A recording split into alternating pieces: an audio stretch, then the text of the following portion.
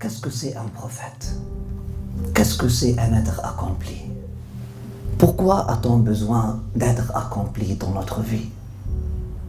Tu n'as pas besoin d'un être accompli si tu ne veux pas toi-même marcher dans le chemin de l'accomplissement.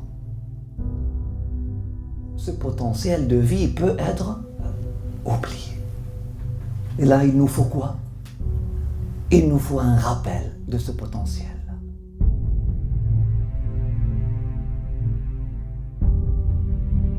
La naissance du prophète, sallallahu alayhi wa sallam, n'est pas n'importe quelle naissance.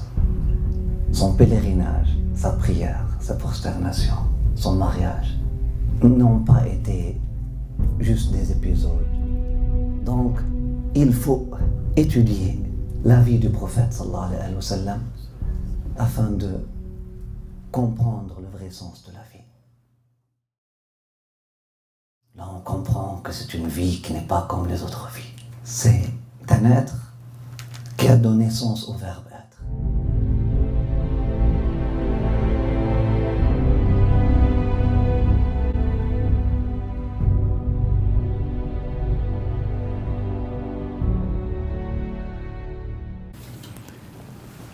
La détermination. S'ils sont déterminés, s'ils décident de faire quelque chose, là, ils vont continuer. La tolérance, la patience et tu'ada et ta'anni tu'ada. Faire les choses tranquillement, avec étudier leur affaire. Bien que ce caractère-là n'était pas vraiment général, mais il était là, chez quelques-uns. Et ils les reconnaissent comme un bon caractère de toute façon, même s'il n'était pas vraiment répandu. Plusieurs autres akhlaq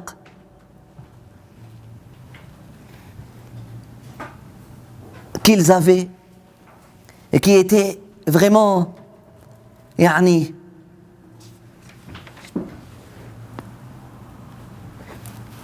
conservés et célébrés dans leur poésie, célébrés dans leurs sermons, célébrés entre eux, sauf que ils n'étaient pas connectés à une source spirituelle, souvent. Mais ceux qui avaient la spiritualité, ils étaient les épitomes de ces akhlaq-là. Encore comme Abd al-Muttalib bin Hashim bin Abd Manaf. Ou comme Hashim, le père d'Abd al-Muttalib. On va voir à l'âge de 20 ans, une année de famine. Les gens viennent de toute l'Arabie, juste pour manger, pas pour faire le hajj. Le nombre de pèlerins était 10 fois ou 100 fois le nombre de pèlerins habituel.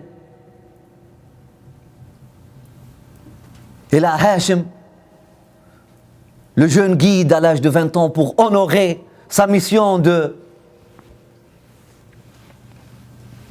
ou son rôle, ou le rôle sacré que Dieu l'a donné ou qu'il a hérité depuis le temps d'Abraham, qui est de nourrir les pèlerins.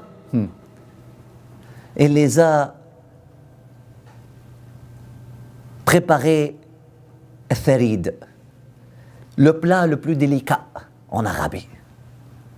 Le pain avec la sauce de la viande. Le pain, c'était le luxe, c'était la chose la plus chère, la plus rare en Arabie. La viande, c'était très commun, mais le pain avec la sauce de la viande, ils mangeaient ça jour et nuit. Jusqu'à ce qu'ils l'ont appelé Hashim al-Tharid, le casseur du pain. On dit casser le pain? Casser la croûte. Le casseur de croûte. Hashim al-Tharid. Tellement il a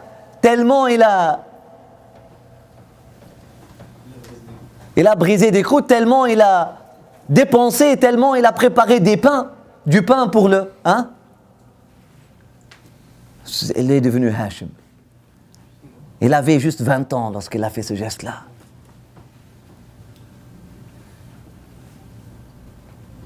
Ce n'était pas rare que l'un des ancêtres du prophète sallallahu alayhi wa sallam meure alors que ses dettes sont comme des millions et des milliards.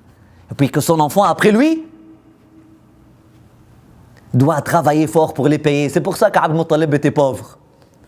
Ce geste que Hashim a fait, son enfant après lui, Abd al-Muttalib, a dû payer cher. Ils étaient prêts à le faire. Voilà lorsque la spiritualité rencontre la moralité. Wow. Lorsque la préservation de l'héritage spirituel rencontre la préservation de l'héritage moral ou l'héritage éthique, là attendez-vous une vraie renaissance.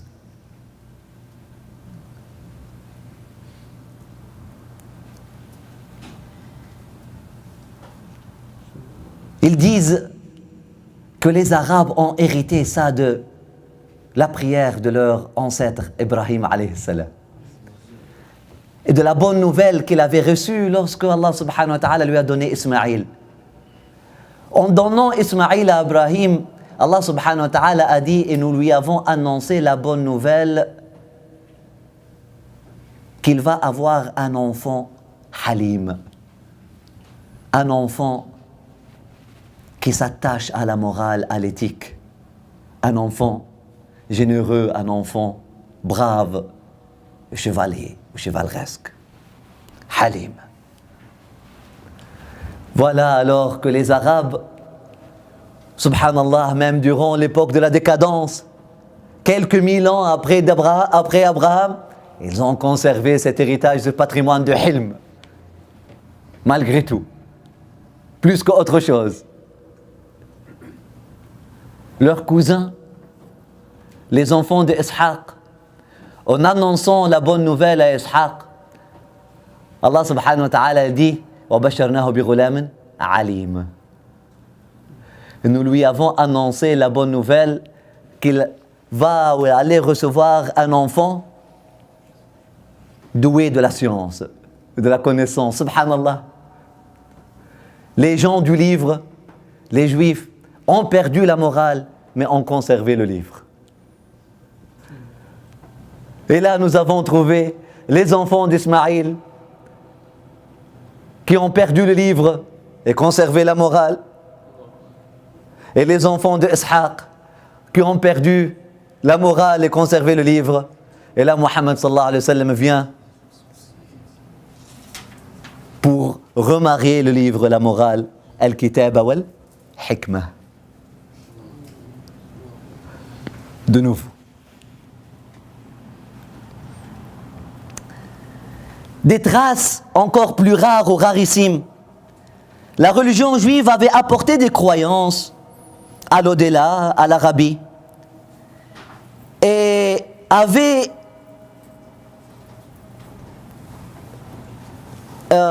inspiré à certains Arabes intelligents un dédain et un mépris pour l'idolâtrie. Sauf que, malheureusement, l'exclusivisme, je ne suis pas en train de parler des Juifs, on est en train de parler à notre réalité de l'islam primitif moderne.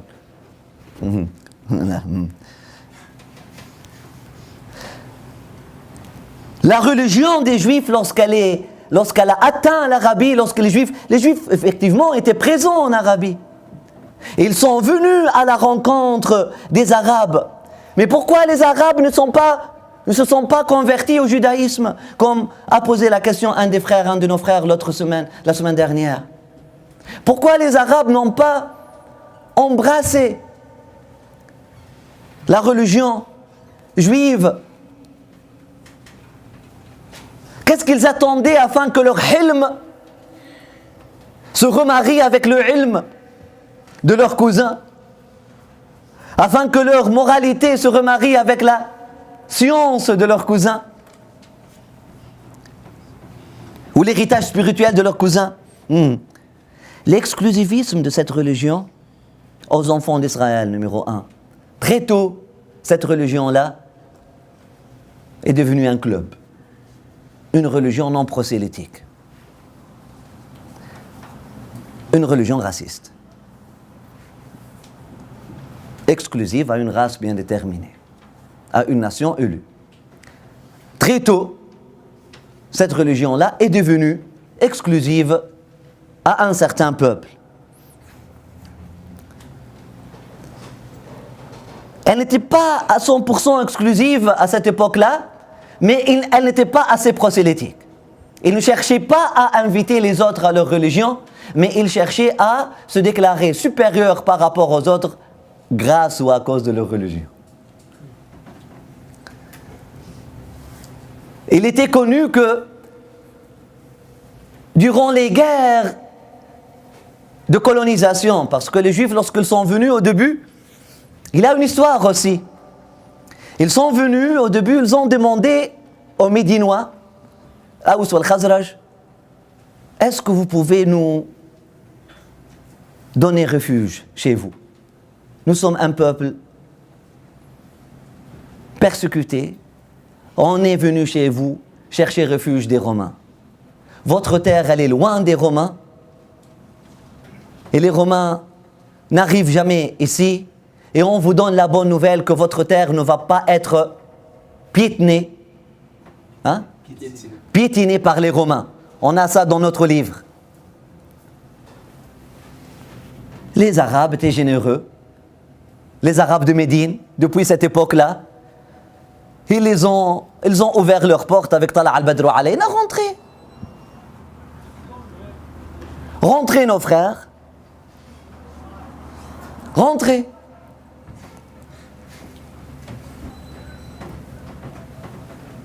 Et là, ils ont commencé à faire des manigances. Et lorsqu'ils sont devenus forts, parce qu'ils maîtrisaient l'art de faire le fer, de faire les épées et les armes, ils ont commencé à usurper et prendre par force les oasis des Médinois. Et on se met la discordance entre l'Aous et le Khazraj. Divide to conquer. Divise afin de... Et là, durant ces guerres-là, les Juifs, qu'est-ce qu'ils disaient au Aous et le Khazraj? Ils disent, attendez, viendra un prophète sous peu, aux idolâtres, adorateurs d'idoles, adorateurs de pierre. Attendez, viendra un prophète sous peu, ici même à Médine, et nous serons ses soldats, et on va vous égorger avec lui, comme Ad et Iram ont été égorgés. Et subhanallah. Ajib. L'autre chose qui a fait en sorte que les Arabes n'ont pas aimé cette religion-là, le mythe de supériorité raciale qui était là dans la présence, cette comparaison entre Ishaq et Ismaïl. Ishaq, le fils de la reine, et Ismaïl, le fils de l'esclave. Cette histoire-là n'a pas plu aux Arabes. Oh, gardez votre religion. Si nous sommes les fils des esclaves, vous êtes les fils de la... On n'a pas besoin de venir, parce que vous allez nous traiter toujours comme des citoyens de... Non, on ne veut pas là. Gardez votre religion, gardez votre club pour vous.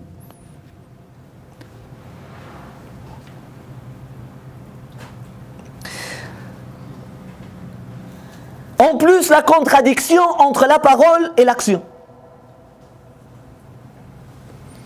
On lit la Bible, on trouve des « soyez bien à vos voisins, honorez vos voisins, etc. » Et là, tu prends ma terre. Tu prends mon oasis. On fait une promesse, les Arabes faisaient des promesses verbales. Mais le Kitab, ils viennent parce qu'ils étaient des écrivains, ils faisaient des contrats, des avocats, depuis cette époque-là. Et puis, des contrats. Et puis, ils forçaient les Arabes. Ok, mais juste, allez, c'est pour notre rituel.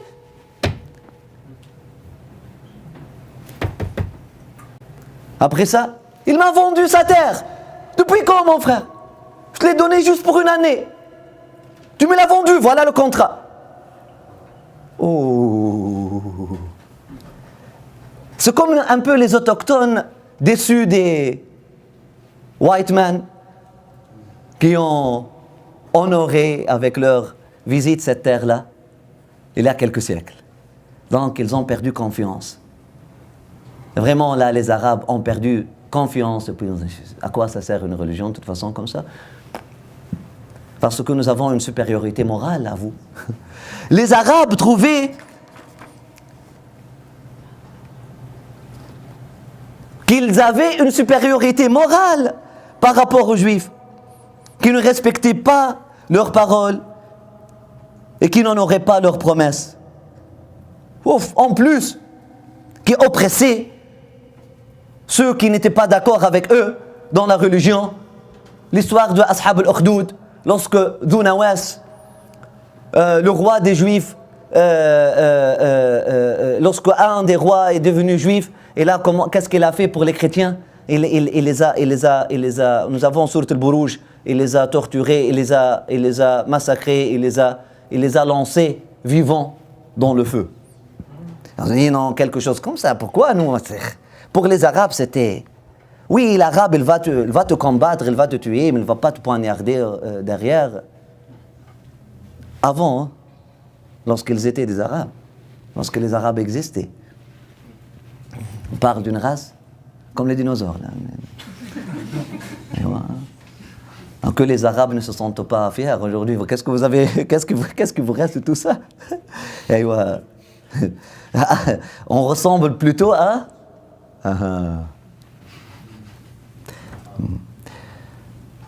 Le christianisme a pu interpeller un peu plus les Arabes.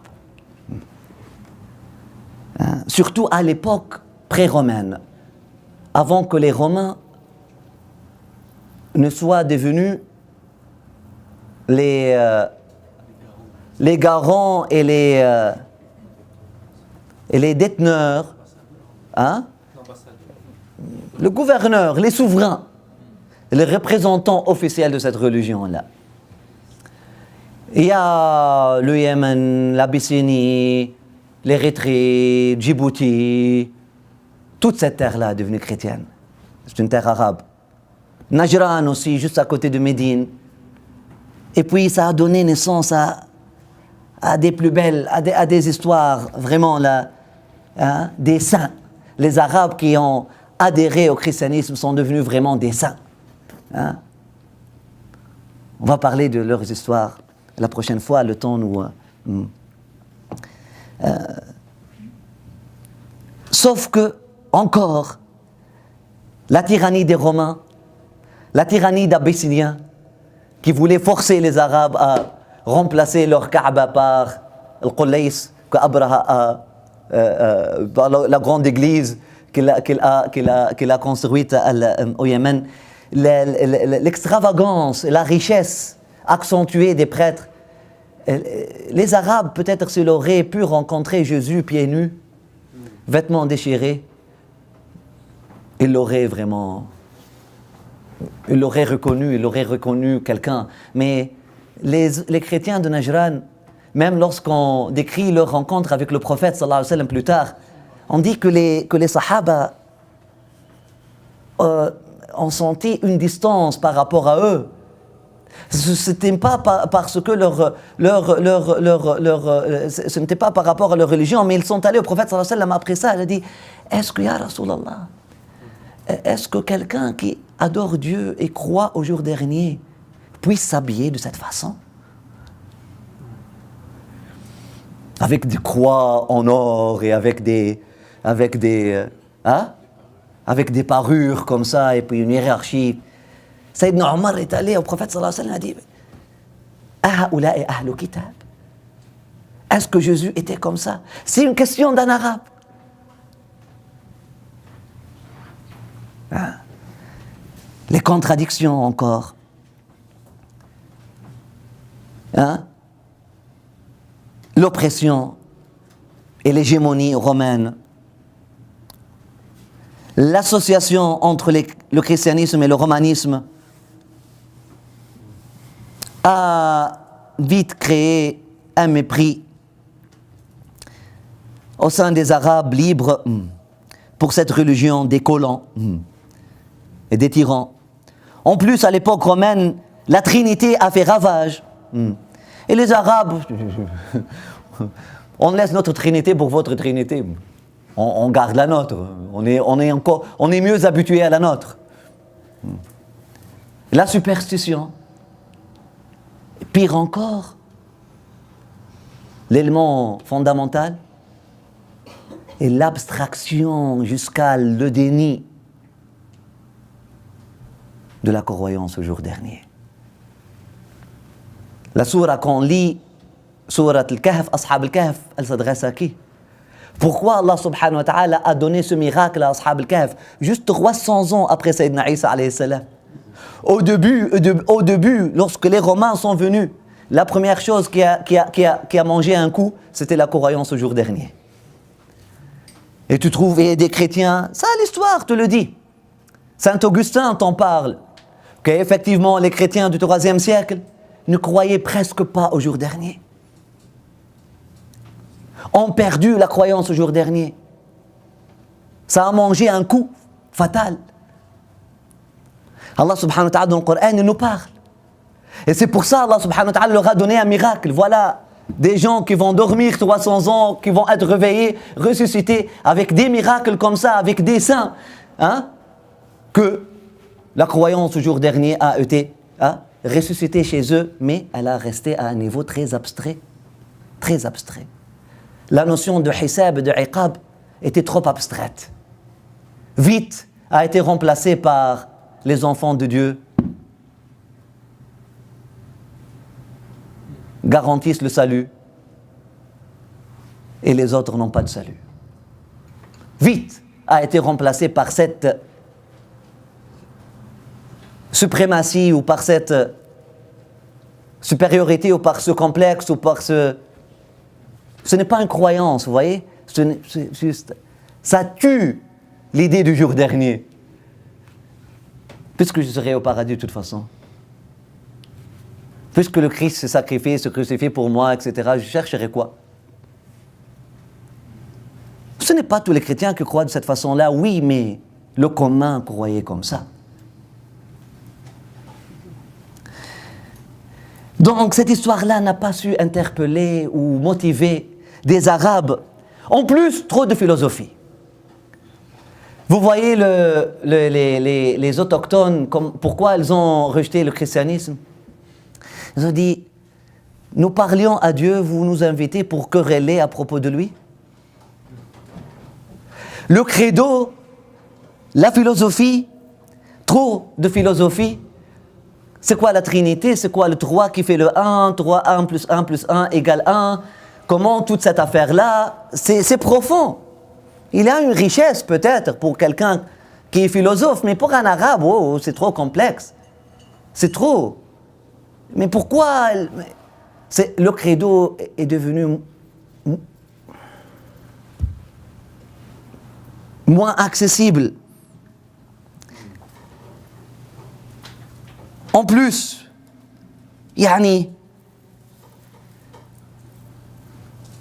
tout ça, ça vous dit quoi? Subhanallah. La contradiction entre la pauvreté du Christ, chemineur, etc., qui marchait pieds nus et la réalité sociale des chrétiens de l'époque, des chrétiens que les Arabes ont pu rencontrer, ça a fait en sorte que il y avait juste les Arabes qui ont eu la chance de rencontrer des vrais chrétiens, qui n'ont pas seulement adhéré au christianisme, mais qui sont devenus des saints de cette religion-là, comme Waraqa ben Nawfal, comme Zayd ben Amr ben Nufayl, comme plusieurs, comme Salah. On va voir leur histoire. Les saints d'avant le prophète sallallahu alayhi wa sallam et les signes de la prophétie, c'était comme les secousses avant l'éruption volcanique. Les préparatifs. Donc les Arabes avaient besoin de quoi? Les Arabes avaient besoin d'un message pur, fort, motivant, profond, cohérent, qui mène une cause vraie, honnête et grande, et qui est transmise et menée par un homme qui représente tout ça, et qui est l'exemple de tout ça, et qui est le modèle pour tout ça, et qui est l'archétype de tout ça. Afin de se réveiller, croire et laisser leur idolâtrie et traditions religieuses de leurs ancêtres parce qu'ils étaient loyaux. Ou loyal. Loyal ou loyaux? Ils étaient loyaux. Ils n'étaient pas prêts à délaisser la religion de leurs ancêtres pour quelque chose. Vous comprenez? Cherchez quelque chose vraiment de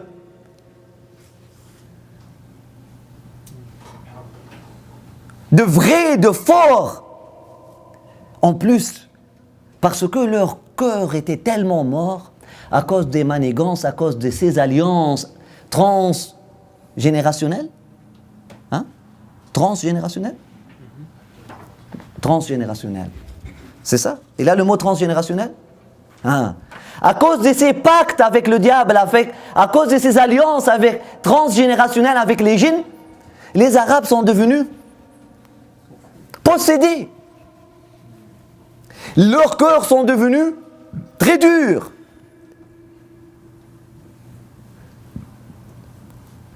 Il avait besoin d'une énergie vraiment là, d'un volcan là, d'une éruption volcanique spirituelle, d'un etna spirituel. Il avait besoin d'un prophète. Rien qu'un prophète ne pouvait les ressusciter de la mort. Et pas n'importe lequel.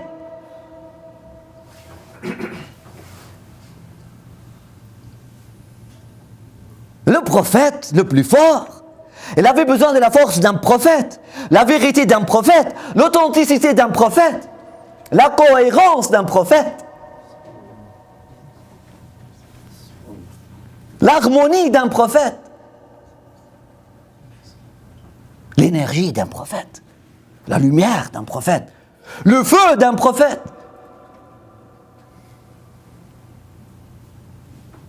L'éruption d'un prophète, le tonnerre d'un prophète, l'éclat d'un prophète, l'ouragan d'un prophète. Elle avait besoin de cette énergie-là. لتنذر قوما ما أنذر آباؤهم والسماء والطارق. Allah subhanahu wa ta'ala appelle le prophète At-Tariq.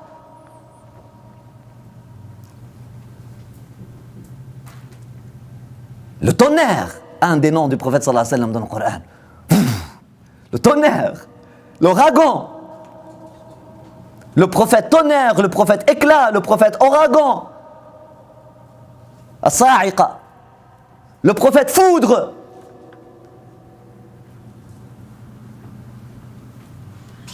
Tout ça, ce sont des noms de l'énergie. L'énergie. Muhammad, sallallahu alayhi wa sallam, ils avaient besoin de Muhammad. Il n'y avait que Muhammad qui pouvait retravailler la terre énergétique après sa corruption. Imaginez, si la terre de Hiroshima ou Nagasaki, après une bombe nucléaire ou atomique, mais n'est même pas nucléaire, jusqu'à maintenant, ils ont de la misère à la... Hein? Nos frères français ne comprennent pas cette expression-là. Ils ont de la misère. Ils ont de la difficulté. Ils ont de la difficulté à la nettoyer, à la purifier. Hein? Si les terres de l'Afghanistan, khalas, il n'y a pas de solution avec les armes chimiques. Hein?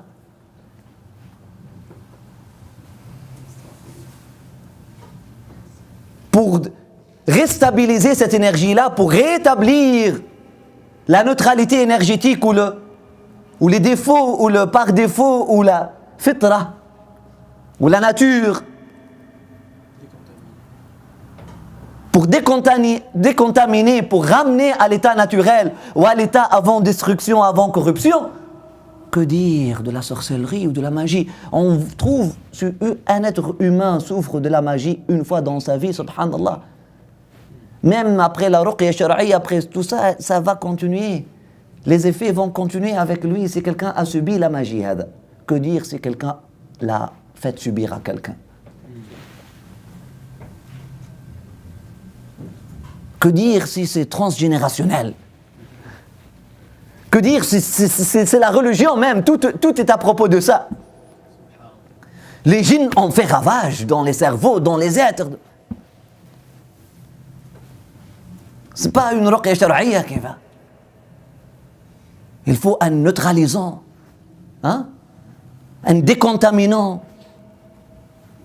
Il fallait une énergie beaucoup plus forte que toutes les énergies afin de neutraliser toutes les énergies négatives. Une énergie, l'énergie la plus positive qui n'a jamais existé afin de neutraliser toutes les énergies négatives.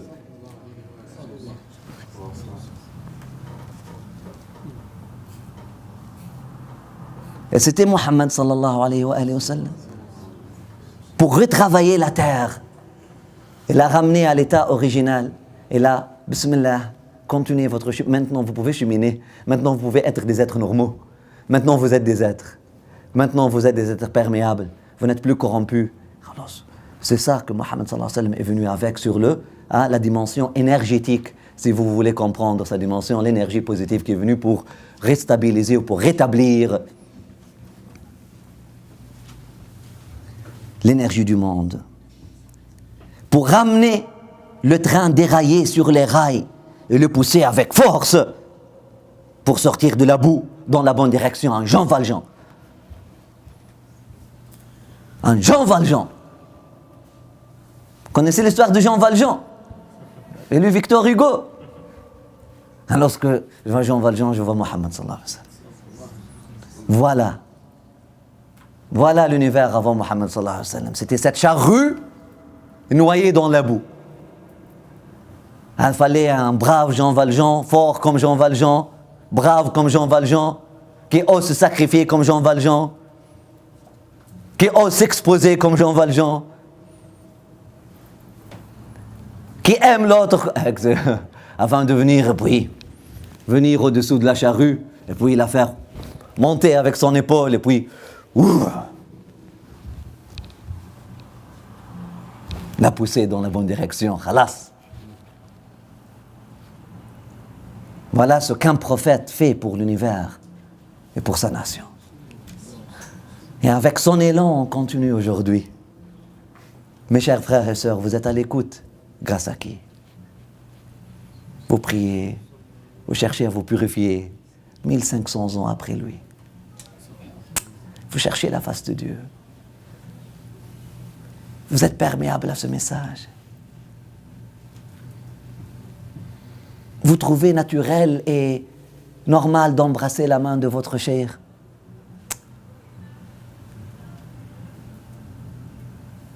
Vous pouvez aimer. Vous ne trouvez pas ça bizarre et étrange, un événement comme l'être au bien-aimé? Vous comprenez qu'est-ce que cela veut dire semer, s'aimer? C'est son élan et l'élan de ceux qui sont venus avant lui. C'est l'élan de Mohammed, c'est l'élan de Isa, c'est l'élan de Marie, c'est l'élan de Moïse, c'est l'élan d'Abraham, c'est l'élan de David, c'est l'élan de Sulayman, c'est l'élan de Nuh, et c'est l'élan de Adam, et c'est l'élan d'Ève. C'est avec cet élan et dans cette lumière que nous marchons et que nous cheminons et que nous sommes capables d'avancer. Que la paix et la bénédiction de mon Seigneur soient sur eux et elles tous et toutes. Amin ya arhamar rahimin ya rabbil alamin. Allahumma salli wa sallim wa barik ala sayyidina habibina shafi'ina Muhammad wa ala alihi wa ashabihi at-tayyibin at-tahirin. Excusez-nous pour ne pas respecter notre promesse. Mais parce que il fallait vraiment passer au chapitre suivant. J'espère que ce n'était pas trop pour vous. Et si vous avez une question, bienvenue. Ou un commentaire, bienvenue. Marhaban.